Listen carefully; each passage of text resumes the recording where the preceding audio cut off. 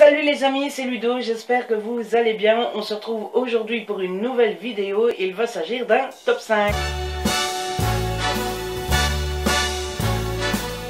J'ai décidé de vous faire un top 5 que j'ai vu sur la chaîne de Moody Take a Book, que vous connaissez tous. Si ce n'est pas le cas, je vous mets le lien en barre d'infos. Elle avait récemment fait un top 5 sur les livres qu'elle aimerait bien voir adaptés au cinéma. J'avais trouvé le concept assez sympathique et j'avais quelques idées en tête. Du coup, je me suis dit que j'allais reprendre l'idée. Et bien voilà, c'est le cas. Je vous présente le premier livre que je trouverais assez chouette d'être vu en adaptation au cinéma. Il s'agit en fait d'une trilogie. Il s'agit de la trilogie Dear You d'Emily Blaine. Je vous en ai déjà parlé plusieurs fois et je vous ai déjà dit plusieurs fois que j'aimais d'amour cette trilogie. Il s'agit ici d'une belle histoire d'amour entre Kathleen qui a 25 ans et qui est réceptionniste dans un hôtel de luxe et elle n'a jamais, elle est célibataire et elle n'a jamais non plus vraiment, c'est pas le genre vierge, la fille qui n'a jamais rien connu, etc. Mais elle n'a jamais vraiment connu le grand amour, celui avec qui elle se marierait avec plaisir, etc. Et tout d'un coup, il y a trois potentiels amoureux qui arrivent. Voilà, Cupidon a joué les Cupidon, c'est très français encore une fois. Et elle se retrouve avec trois mecs qui pourraient potentiellement lui plaire, dont dans ces trois mecs, il y a Andrew Black qui est un riche homme d'affaires qui travaille dans les médias et qui aurait peut-être ses petites préférences, mais je dis rien, je garde la surprise. Mais voilà, je trouve que ça ferait de très belles comédies romantiques. Les deux personnages sont jeunes, sont beaux, sont assez amusants, sont très marrants aussi. Et puis il y a vraiment de beaux passages très émouvants, très surprenants. Donc franchement, je pense que ça ferait une belle adaptation cinématographique. C'est compliqué à dire. Le deuxième livre que j'ai choisi pour ce top 5, il s'agit de The One de Daniel Zweren Becker aux éditions Hugo dans leur collection New Way. Je vous en ai parlé il n'y a pas longtemps de cette dystopie et franchement, ça au cinéma, ce grand écran, je pense que ça pourrait être de la balle, ça pourrait péter dans tous les sens, ça pourrait... Oui, ça pourrait faire un vrai film d'action dystopique. Je pense même qu'il y a moyen de faire mieux que Divergente avec ce bouquin-là. Je le trouve plus... Divergente est fort jeunesse encore. Bon, tout n'est pas beau à voir non plus, mais c'est quand même encore fort jeunesse. Tandis que celui-ci, je trouve que, honnêtement, il y a plus de réflexion, il y a plus de questions à amener, il y a pas mal d'action aussi, il y a pas mal de psychologie entre les personnages, etc. Donc honnêtement, je pense que The One pourrait faire un très bon film d'action. On reste dans la même branche avec une dystopie plutôt jeunesse aussi. Il s'agit de 7 secondes de Tom Easton aux éditions Lumen.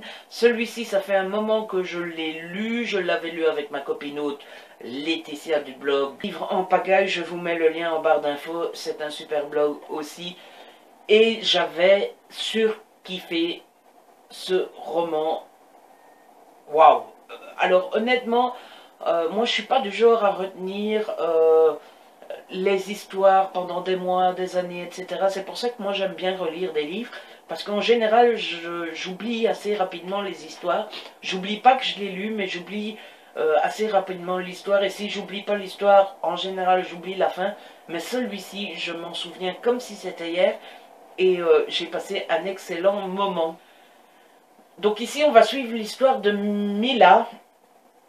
Oui, c'est ça, de Mila qui a traversé tout le continent, qui a été ravagé par une guerre civile, et elle atteint enfin son but, les îles. Alors qu'est-ce que c'est les îles? C'est une partie du monde qui vit très bien et où chaque habitant a une puce téléphonique dans sa tête qui lui permet d'avoir à manger, bref, de tout faire.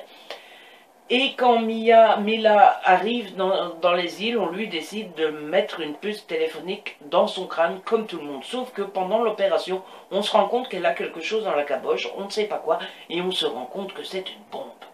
Donc voilà, on décide de lui faire des choses pas très marrantes, mais elle décide de s'enfuir, et on ne sait pas pourquoi, mais la puce téléphonique à 7 secondes d'intervalle entre ce que les gens voient grâce à sa puce et ce qui se passe réellement, et c'est grâce à ces 7 secondes qu'elle va pouvoir je n'en dis pas plus, mais franchement je pense que ça ferait un super film, encore une fois d'action jeunesse, avec beaucoup des personnages très populaires, très... Oui, ça le ferait, franchement, ça le ferait. Le que j'ai sélectionné, c'est des policiers. Bah oui, il me faut bien des policiers de temps en temps aussi. Le premier que j'ai sélectionné, c'est un livre chouchou. Un livre dont je vous ai déjà parlé des dizaines de fois. Un livre que j'aime d'amour. Il s'agit bien sûr de La vérité sur l'affaire Harry Geber de Joël Dicker, ici aux éditions de Fallois Poche. Alors c'est une fameuse brique. Je ne suis pas sûr qu'on saurait faire un film cohérent et bien adapté d'une si grosse brique, mais j'ai tellement aimé cette histoire, et je persiste et je signe, c'est un thriller. Même l'auteur n'est pas d'accord pour dire que c'est un thriller, je suis désolé, c'est un thriller. Et un thriller très bien fait, très bien construit, qui ne manque pas d'action. Et même quand ça faiblit un petit peu, que ça devient plus lent, c'est vraiment pour approfondir le côté psychologique des personnages, pour installer le climat un petit peu suspicieux, etc. Honnêtement, si on en fait un film et que le film est aussi réussi que le livre, ça pourrait faire un vrai carton. Et le dernier, il s'agit de Runner de Patrick Lee aux éditions Albin Michel, que j'ai lu, souvenez-vous, au mois d'août pendant le week-end à 1000, donc pas la dernière édition, celle d'avant, et rappelez-vous, j'avais adoré ce roman. Pourquoi je l'ai mis dans cette sélection, dans ce top 5 c'est tout simplement parce que je l'ai trouvé bourré d'action, ça n'arrête pas une minute, ça explose dans tous les sens, et autant j'aime bien les comédies romantiques un peu plus calmes, autant j'aime bien les dystopies un peu plus jeunesse, autant j'aime beaucoup aussi les gros blockbusters qui explosent dans tous les sens, qui n'ont rien d'exceptionnel, dont le scénario n'est pas fou. Et je pense que Runner pourrait faire l'affaire dans cette catégorie-là, même si je l'avais trouvé quand même assez compliqué comme histoire de base. Donc je pense qu'il faudrait simplifier peut-être un peu le scénario, parce que ça serait peut-être un peu compliqué d'allier, autant dans un livre ça va, autant au cinéma, allier la grosse action qui pète dans tous les sens et le scénario très compliqué à suivre, un petit peu alambiqué. Je pense pas que ça serait facile à adapter, mais franchement je serais pour. Voilà, c'était mon top 5 des livres que j'aimerais bien voir adaptés au cinéma. J'espère que ça vous a plu. Merci d'être venu.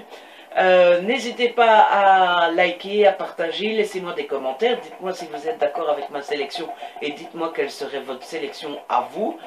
Abonnez-vous, ça fait plaisir et c'est toujours gratuit. On se retrouve très vite pour une nouvelle vidéo. D'ici là, prenez soin de vous et de ceux que vous aimez.